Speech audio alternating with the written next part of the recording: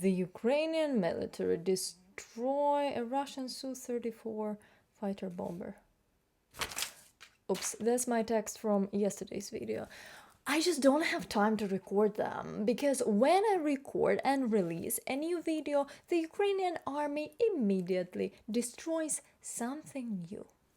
I'm Maria Drutska, and today we will talk again about the Christmas gifts that Putin and his army of terrorists are receiving under the Christmas tree for the fourth day in a row, about how much longer the Ukrainian military can hold out in Avdiivka and what happened in Marinka.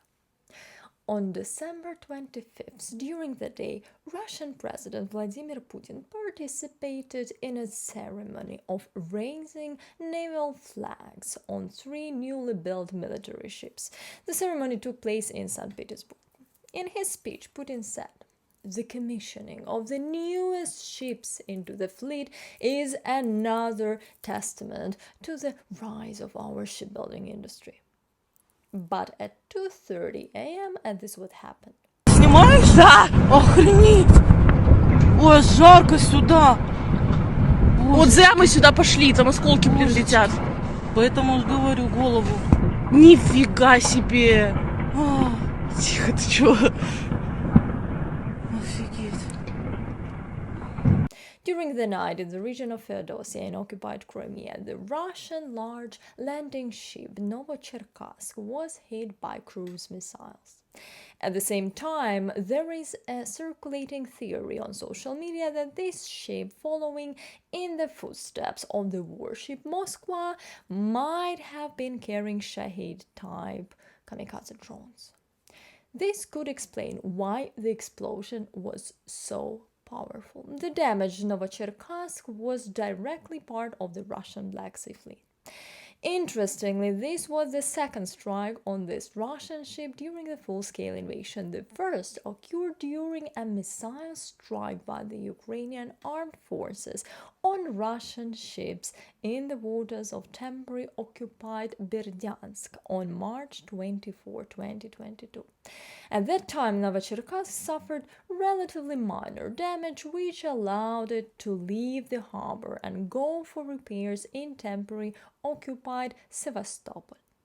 According to Defense UA, the damaged Novocherkassk belonged to Project 775, was built in Poland during the USSR era and was commissioned in 1987. It's interesting to know that from 1990 to 2007, this ship was in conservation, and only after that was it included in active composition of the Russian Black Sea Fleet.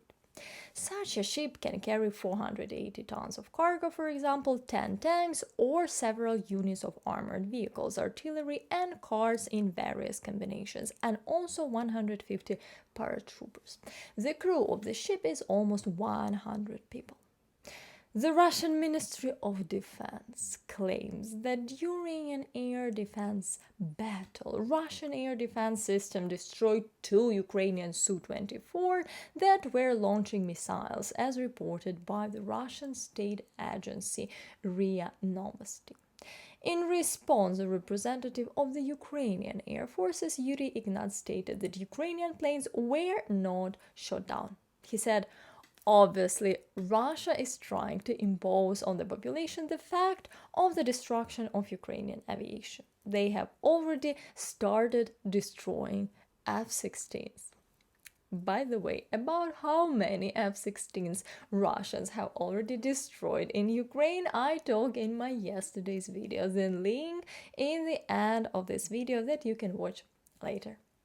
A very interesting thing, by the way, is the same as yesterday, namely, kind of crap that propagandists are feeding these Russian slaves, their viewers, a quite large Telegram channel, Shelest Fronta, after the news of the ship's destruction, began to write that he does not understand why Ukrainians are so stupid. They knocked out a large landing ship, so what?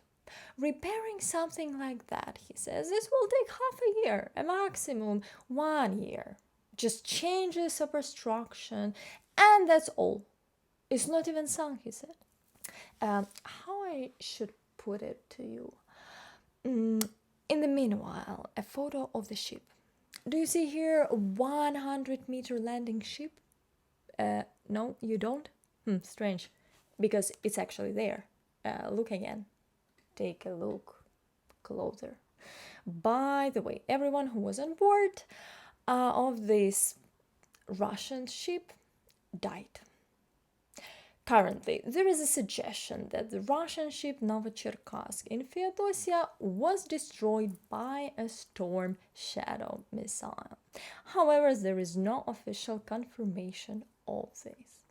It has also become quite evident today that the Russian air defense system is unable to protect military objects in Crimea. And you know what's the funniest thing? You will follow. Today in Russia is Military Air Defense Day. Don't confuse it with Air Defense and Missile Defense Troops Day of the Airspace Forces, celebrated on the second Sunday in April.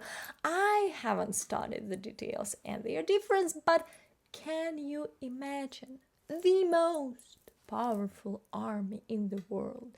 The air defense shoots down everything. Often their own helicopters, by the way, but let's not talk about this right now. But that's not all. The masterpiece of propaganda, the cherry on the top.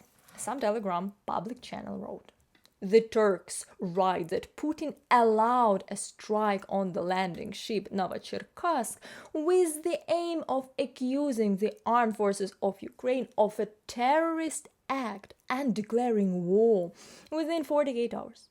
It seems the Kiev regime will not leave until the end even of the year. Oh my god, just imagine. We're here apparently playing some kind of military operation, but when Putin says the word, oh no, war, then it's the end for Ukrainians. We are done. And now to the situation on the Ukrainian front.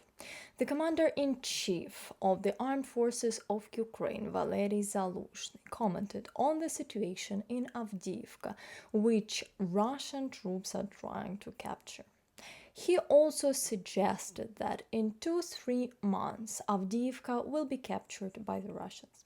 According to him, the general staff prioritized saving people over territories. He said that conducting military operations around Bakhmut or Avdiivka should not be made into some kind of sorrow show around a settlement. Whether it's Bakhmut or Avdiivka, we will defend as long as we have the strength. If we don't have enough strength, we will make such a decision and save our people. And then we will retake it, he said. Military operations are subject to their own laws, regardless of whether commanders, politicians, or journalists like it. When the enemy delivers fire damage using a large number of shells, these shells bring their result. They destroy buildings, they kill soldiers, he said. Regarding Mariinka, the commander-in-chief noted that Mariinka held out for almost 2 years, but it was destroyed street by street, house by house. The fact that we have now withdrawn to the outskirts of Mariinka and in some place fortified beyond Mariinka seems to me there is nothing that can cause public resonance, he said. There is no city of Mariinka anymore. Mariinka is a city of the Pokrovsk community of Donetsk region. The battles for Mariinka have been ongoing since 2014. Since the beginning of the full-scale invasion, the intensity of attacks has increased, turning the city into ruins. The front line now runs through the city. There is not a single intact building left. Before the full-scale invasion, about 10,000 people lived in Mariinka, and in early November 2022, the police and all the rescuers of Donetsk region reported that residents of the city of Mariinka had been evacuated. According to ISW, the Russians have advanced near Avdiivka and Crimea but are suffering losses in the south. Meanwhile, The Independent reports that Avdiivka can still be saved, but it requires weapons from the USA.